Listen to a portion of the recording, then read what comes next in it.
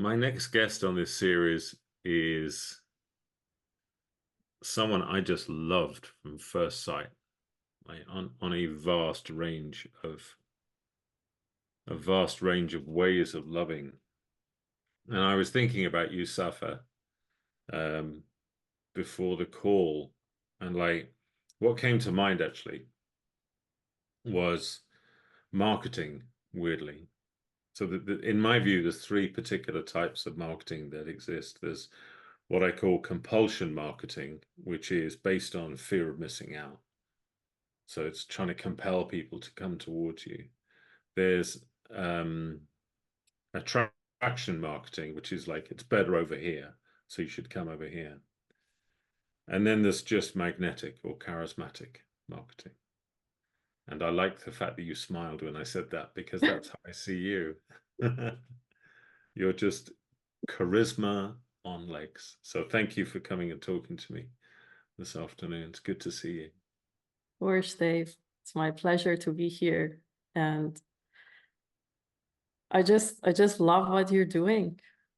Thank I you. love you being Dave. And what I really admire about you is how simple you're making things. It just feels so simple, so doable, so achievable, whatever you're doing. It's just idea, action, and results. So it's very inspiring for me seeing Thank you. what you're doing. Oh, thank you. I appreciate that. So let's hit the questions, right? Sure. Got to stick to the script. So the first question was, what was the sort of standout change for you personally in school this year?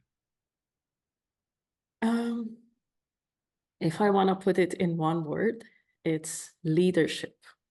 Ooh. And that is not only about leadership in my coaching sessions or the enrollment process that we read about, we learned about. It's also leadership in my business of coaching. And most importantly, leadership in my own personal life, in my relationships, in whatever I'm doing. So that has been the most important shift for me, just seeing myself as a leader, basically. Wow. Can And you just expand on that like slightly? So I loved like for anybody watching the recording, the way your face lit up when you talked about leadership in your personal life, like the smile took over the camera, right? So can you just expand that slightly? What has that meant for you practically? so it's now that I want to talk about it, it relates so much with the distinction of victim owner, like being the owner of my life and whatever, versus being a victim of situations and environment and happenings.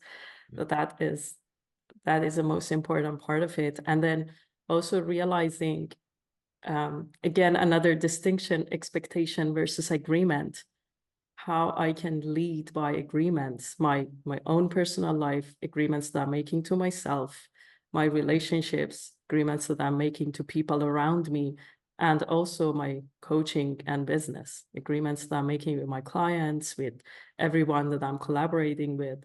So that has been the base of the leadership agreements.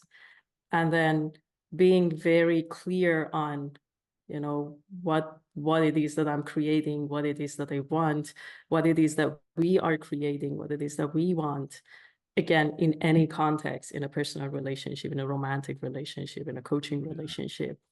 And then being clear on that. And based on that clarity, my yeses and my nos are very clear. If this is something aligned with what I'm creating, what I want, then it's a yes. If it's not, then it's a no. So these are the most important elements of leadership that I'm seeing. And next to that, taking a stand for whatever that I'm talking about.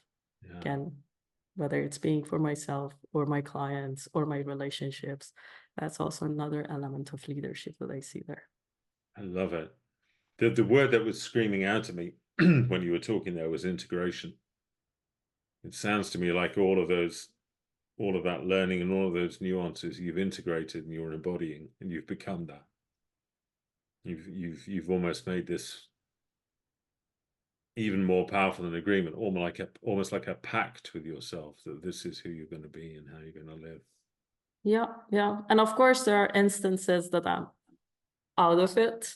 I And don't believe again, that. noticing, yeah, No, clearing the mess, coming no. back. So In that's my eyes, I'm also looking at practice. perfection. I don't believe that for a minute. I love it. I love it. Thank you. Biggest shift in your business, especially if it's something miraculous that you couldn't have foreseen, what would that be? So something very interesting I noticed recently, like I guess it was last week that I was checking my numbers.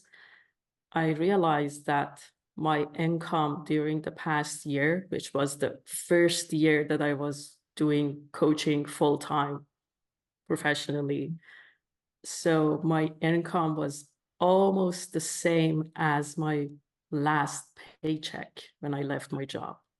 Wow. And that was like unbelievable. Wow. This is something I never imagined. And realizing that what made it possible was growing my business slowly and steadily.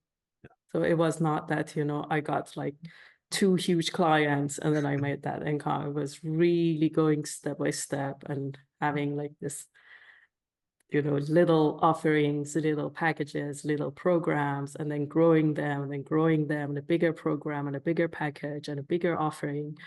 So just this staying on the path, going slowly and steadily, that it can really build up the I love business that. and the income as a result. That would be so hopeful for coaches watching this, because when you read some people's stuff, you get the sense that they're signing up people for 150 grand every hour of every day. Except, of course, it can't possibly be true, because if they were, they wouldn't have all the time to tell everybody and make the image look like that's what they're doing. But that's another story, right? So I love the fact that small, incremental, steady growth, and then suddenly that shock of like, oh my God, I've made the equivalent of my paycheck. Exactly. And it's something I actually heard from my previous coach, Sachin. Probably Yeah. people who are watching this have heard of him, know him. Amazing guy, unbelievable. Yeah, he is. So something that in one of our sessions I heard from him was a story experience from his fighting, that he Oh, said right. my like his fighting coach told him that, you're being like this and waiting for like a big punch. Yeah. But what you can do is this rhythmic dance, this little punch, little punch, little punch, and then Yeah. big punch. So this image I like love that. stick to my mind that it's just a rhythmic dance with little punches and Ah. little movements, and bringing it to the context of the business, little incomes. And then there is like a bigger project, and then little ones and a bigger one. And yeah, this is how you I build it love up. that. That's beautiful, isn't it? What a gorgeous metaphor. Yeah. Oh, yeah. Wow. Thank you. I love that one. And final question, your top tip for anyone wanting to create the most of themselves out of the school this year? Again, my personal experience was what helped me very much was being in action and testing everything. Mm. Like I have tested so many things that and I tested and left them. I tested, left them, I tested them.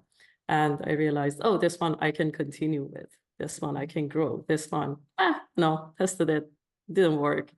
So it was a lot of testing. I remember when I was listening to school resources, mostly the Steve Chandler's interviews with Kush, there were a lot of times that I would hear something from Kush or from Steve Chandler, and immediately it would pop up an idea in my head. And right after that, I was putting that in place. I was putting it in action. I was testing it. It was something like, there was a conversation about what if people cannot, like they're living in another country and they cannot afford my coaching because of the difference in the currency exchange rate or whatever, or their income or whatever.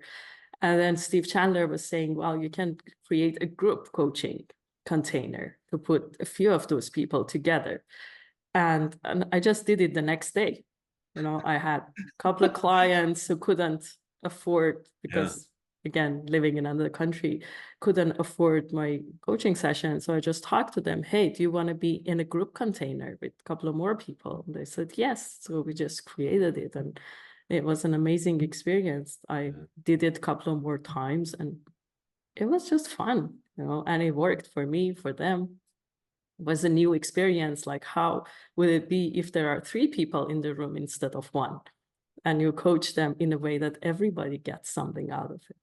So there were lots of this testing, I cannot even say failing. It was just testing, experimenting, learning, getting feedback, and then moving from there forward.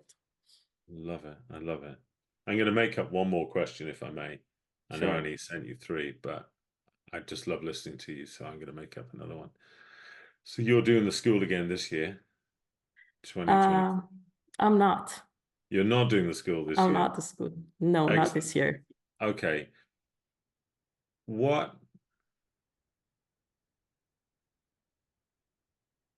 If you could go back and do anything differently, like you could wave a magic wand and drop back and go like, yeah, if I could do that differently, I do, what would that be? I would have created a more robust and concrete system. Wow. So a lot of things that I did, and probably you noticed while I was talking, I was like a bing, an idea, let's do it. Bing, another idea, let's put it in action. So it was a lot of course, it was creative, it was fun, it was going with the flow. And I realize now that, and it's never late, I believe, that having a system that I can really follow through and have, and have everything in place, rather than counting on these ideas coming or not coming, being dependent on that system would be something that is more productive and easier. It's there, it's moving, and I'm moving with it. Oh, it's beautiful. So that would be and what had you twigged that you needed the system? Like, what was the kind of like moment where you're like, hang on, this inspirational stuff's great, it's cool, it's awesome, but what I really need is this systemy thing. Can you remember, was there like a turning point in that for you? It's something that I'm experiencing now. Yeah. Now I'm focusing more on creating systems. And that's why I'm realizing that, it could have actually been so much more organized and easier, for example, to connect with people. Yeah. Rather than just sitting and thinking, how to connect with or how to connect with them. And then somebody would pop up and I connect with them. That, I could just have a system in front of me that it's clear who I'm going to connect with and so what's how your I'm system going to for connect. connecting with people now? How do you do that? So right now, I have a list of people that I know from different walks of life, different contexts. And now I have started, connecting with specific group of people with a specific, offering that I have for them, or just for the sake of connecting. For example, I have like the coaching training that I did 5 years ago. I'm just connecting with those people to see what they're doing, because now they're colleagues, but I don't know where they are and what they're doing. So it's just beautiful. It's just connecting with them and seeing what they're up to and don't know, maybe creating a little community. Again, I have no idea right now what I'm going to do. Is really just connecting with them and seeing what they're doing, and then just seeing what's there. Yeah, see what comes up. That I love that last point where you kind of expanded that for some people watching this, that will change everything for them. The way you've expanded that and simplified it and said, look, I've got a list of all these people that I've known in the past, and I'm just connecting with them, finding out where they are, or I'm bringing them something specific. That piece alone will change the world for somebody watching this. Yeah, I believe so. And that it's, as you said, it's so simple and Yeah. it's so in front of us that we don't see it. Yeah, isn't that always the way? Oh, Yeah. it's been such a joy to have you on. Thank you so much. It was my pleasure, Dave. And thanks again for doing this and having me as your guest. You're welcome. And everybody who's watching, if you have any questions about whatever in the school, or you want to hear more experiences from me, if that could be helpful, please reach out and I'll be more than happy to Brilliant. connect. Yeah, we'll make sure on the sharing of the video we put your details underneath. So that's a cool offer. Thank you. Of course.